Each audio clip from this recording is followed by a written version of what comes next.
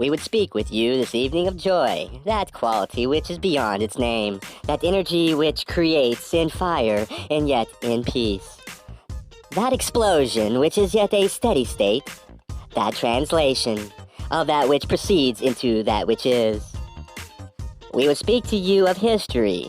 Those among your people are fascinated with history, that which is past history and that which shall be future history. And we would point out to you that if you wish a specific remedy against joy, it would be history. That would take the first place among the active distractions of those who seek. We speak to you of these things at this time because there are those among you who have spent a good deal of time, as you call it, in prayer and in meditation, supporting what this instrument calls the Great Peace March. We would like to point out to you that the ideal involved is a part of joy, and that the history of that effort is not. It is difficult to perceive the possibility of feeling joy when watching what could have been. The possibility of feeling joy when watching what could have been disintegrate. And we understand that among your peoples, that which does not evaluate as a finished process is counted as failure. Success and failure belong to that outward portion of yourselves, which belong to history.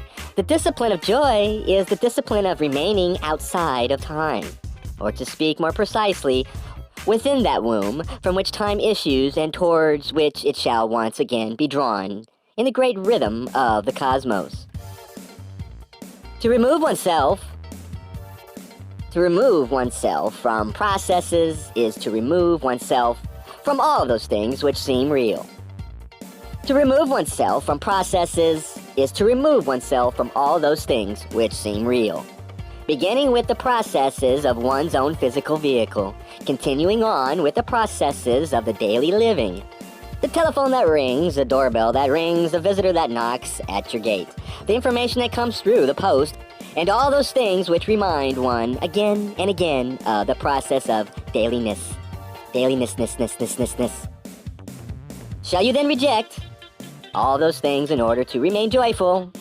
We suggest to you that there is a portion of you which should do just that, in order to achieve something which you may wish to nurture, and that is the sense of humor, the light touch, the feeling of being seated within love and its expression, joy and laughter, regardless of outward circumstances. Processes, as all things which partake of time, begin and end, are successful or fail, and yet consciousness is variably affected by these processes. May we suggest to you that by reserving a portion of yourself to be centered within that great womb of time where joy holds sway, one can experience differently the processes of living within the illusion which you now enjoy, and from which you shall learn as you continue, as you choose. May we suggest to you that by reserving a portion of yourself to be centered within that great womb of time, where joy holds sway, one can experience differently the processes of living within the illusion which you now enjoy. May we suggest to you that by reserving a portion of yourself to be centered within that great womb of time, where joy holds sway, one can experience differently the processes of living within the illusion which you now enjoy, and from which you shall learn as you choose to learn, slowly or more rapidly, inefficiently or more efficiently.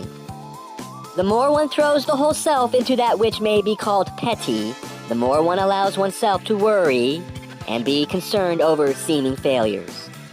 The more one robs oneself of the opportunities for transformation. And yet transformation is what you have come to choose to do. It seems that that which is new becomes old, but we say to you to consider whether it is not one's interest that becomes old. When one perceives things from the standpoint of joy, nothing can escape the illumination which love brings.